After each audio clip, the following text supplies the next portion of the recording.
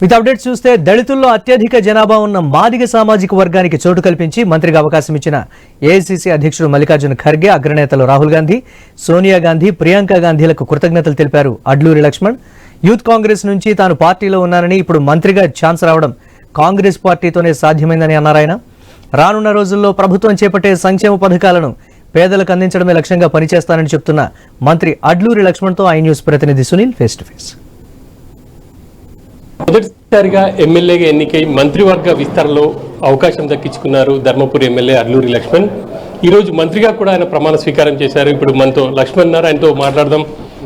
చెప్పండి sir, actual మొదటిసారి MLA అయ్యారు, మంత్రివర్గంలో అవకాశం దక్కింది, ఎట్లా ఫీల్ అవుతుంది? చాలా సంతోషకరమైన రోజు ఈరోజు. ఎందుకంటే కాంగ్రెస్ పార్టీ, అఖిల భారత కాంగ్రెస్ పార్టీ నాయకత్వం అంతా కూడా ఒక సామాన్యమైన కార్యకర్త. 1984 నుంచి ఎన్ఎస్ఐగా పనిచేసుకుంటూ యూనియన్ కాంగ్రెస్లో పనిచేసి, కాంగ్రెస్లో పనిచేసి, అఖిల భారత కాంగ్రెస్ పార్టీ నాయకత్వం మల్లికార్జున ఖర్గే గారు, రాహుల్ గాంధీ గారు, మా అఖిల భారత కాంగ్రెస్ పార్టీ నాయకులు, మాజీ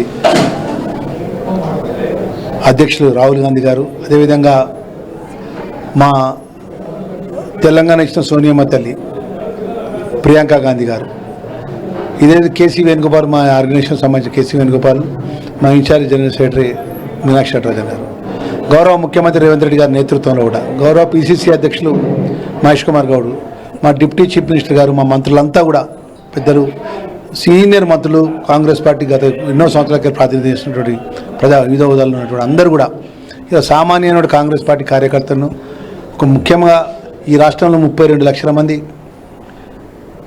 షెడ్యూల్ క్యాస్ట్ సంబంధించిన మాదిగా కుల బాంధవుల యొక్క ప్రాతినిధ్యం 6 ఎమ్మెల్యే ప్రాతినిధ్యం చేస్తున్నాం ఈ రాష్ట్రంలో కాంగ్రెస్ పార్టీ తరఫున.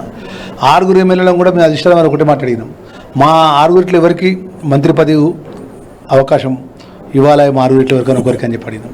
ఎందుకంటే 30 సంవత్సరాలకి వెళ్ళి కేటగిరీషన్ సంబంధించిన సమస్య ఈ రాష్ట్రంలో ఉన్నది, ఎస్సీ వర్గీకరణ. సుప్రీంకోర్టు జడ్జిమెంట్ ఇచ్చినాక భారతదేశంలో ఎవరు, ఏ రాష్ట్రంలో ఏ ముఖ్యమంత్రి కూడా ముందుకు రాలే.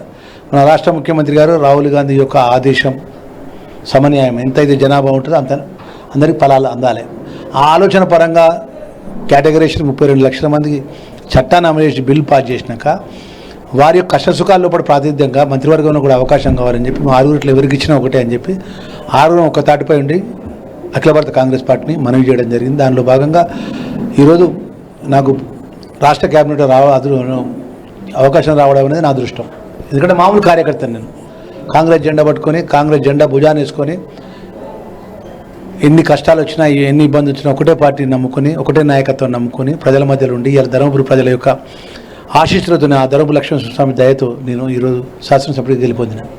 మంత్రివర్గ విస్తరణ అని చెప్పేసి ముందుకు వచ్చినప్పుడల్లా రకరకాల ఈక్వేషన్స్ ముందుకు వచ్చాయి, కానీ ఈసారి ఏఐసీసీ మీకు అవకాశం ఇచ్చింది. అసలు మీకు మంత్రివర్గంలో చోటు దక్కుతుందని చెప్పేసి అనుకున్నారా? మాకు మంత్రివర్గంలో చోటు దక్కి కన్నా మా 6 ఎవరికైనా ఒకటి దక్కుతా అనుకున్నాం. మేము ఐక్యమత్యంతో గిట ప్రభుత్వం మీద ఒత్తిడి, అంటే రాష్ట్రంలో ఉన్నటువంటి కాంగ్రెస్ పార్టీ మీద, అఖిల భారత కాంగ్రెస్ పార్టీ మీద మా న్యాయమైన సమస్యను మా ముందు పెడితే మేము 6 ఐక్యమత్యంతో ఉంటే ఎవరికి ఒకరికి అవకాశం వస్తుంది నమ్మకంతోనే ముందుకు పోయినాం. దానికి 32 లక్షల మంది మా మాదిగ కుల బాంధవుల పక్షాన మేము ప్రాతినిధ్యం చేస్తున్నాం. మొన్నటి మంత్రివర్గ విస్తరణకు ముందు మీరు సీఎంని కలిశారు, పీసీసీని కలిశారు, ఏఐసీసీ నేతలను కలిశారు. ఒకవేళ కనుక కలవకపోయేది ఉంటే అవకాశం ఉండకపోయేదా? మీ తెలియదు ఉన్నది. ఈరోజు ఐ న్యూస్ సంబంధించిన ఎవరైతే ప్రేక్షకులందరికీ, ఆ యాజమాన్యానికి మరియు వారి సిబ్బందికి, ఇంటికి పోతే అమ్మ అడిగిన అన్నం కూడా పెట్టేది. ఆ విధంగా మా న్యాయమైన సమస్య అఖిల భారత కాంగ్రెస్ పార్టీ ముందు పెట్టినాం, రాష్ట్ర కాంగ్రెస్ పార్టీ ముందు పెట్టినాం, ప్రభుత్వం ముందు పెట్టినాం. దానిలో భాగంగా ఈరోజు ఈ యొక్క గొప్ప అవకాశం రావడం జరిగింది. మా 6 యొక్క శ్రమ, మా 6 యొక్క ఐకమత్యం, తెలంగాణ 32 లక్షల ఇంకా మాదిగ కుల బాంధవుల పక్షాన కాంగ్రెస్ పార్టీ కార్యకర్తకు, నిజమైన కార్యకర్తకు అవకాశం కాంగ్రెస్ పార్టీ, రాహుల్ గాంధీ గారు, అదేవిధంగా మా మల్లికార్జున ఖర్గే గారు, మా సోనియా గాంధీ గారు, మా మీనాక్షి నటరాజన్ గారు, రాష్ట్ర ముఖ్యమంత్రి వర్యులు, పిసిసి అధ్యక్షులు ఇవ్వడం జరిగింది.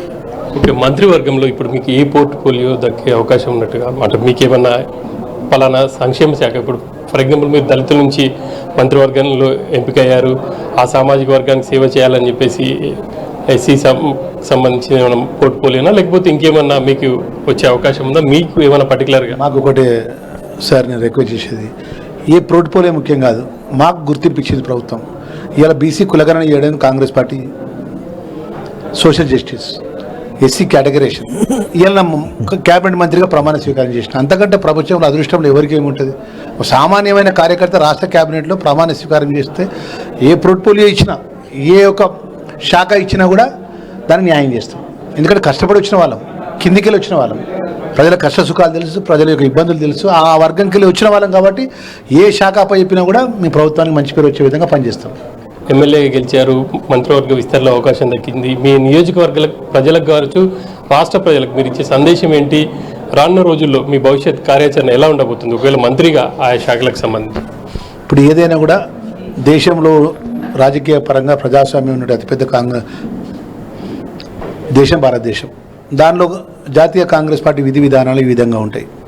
మరి ఆ విధంగా ముందుకు పోతున్నటువంటి పరిస్థితి లోపల ప్రజలకు ఇచ్చిన మాట ఏదైతే మేము అపోజిషన్ పార్టీలో ఉన్నప్పుడు పిసిసి అధ్యక్షులుగా రేవంత్ రెడ్డి గారు ఉన్నప్పుడు మా కాంగ్రెస్ పార్టీ ఇచ్చిన 6 గ్యారంటీ పథకాలు ఏదైతే మహిళా సోదరులకు ఉచిత బస్సు సౌకర్యం కానీ, 200 యూనిట్ల కరెంటు మాఫీ కానీ, సన్న బియ్యం ఇవ్వడం కానీ, కొత్త రేషన్ కార్డులు ప్రక్రియ అమలు చేయడం కానీ, ఇంకా రాబోయే రోజుల లోపల ఏదైతే మహిళా సోదరిమణులకు ఆర్థికంగా కానీ స్వయంగా సోలార్కి సంబంధించిన పెద్ద పెద్ద ప్రాజెక్టుల విషయంలో కూడా మహిళా సంఘ సోదరిమణులకు, మహిళలకు కూడా ఒక వ్యాపార పరంగా కూడా వాళ్ళ కాలం మీద వాళ్ళని కూడా విధంగా ఇట్లా అన్ని రంగాల్లో కూడా ఈ సంక్షేమ కార్యక్రమం అమలు చేస్తున్న సందర్భంలో పేదవారికి కింది స్థాయి వరకు కూడా ప్రతి కుటుంబానికి పేదవాళ్ళకి అందే విధంగా మేము ప్రభుత్వంలో ఉన్నటువంటి ఒక బాధ్యత మంత్రిగా మేము పనిచేస్తాం.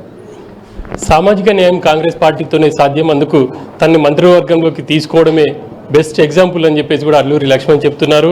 ఇక ప్రభుత్వం చేపడుతున్నటువంటి సంక్షేమ పథకాలను అట్టడుగు వర్గాలకు చేర్చడమే తన లక్ష్యం అని చెప్పేసి కూడా ఆయన చెప్తున్నారు. కెమెరామెన్ సిద్ధుతో సునీల్, ఐ న్యూస్, హైదరాబాద్.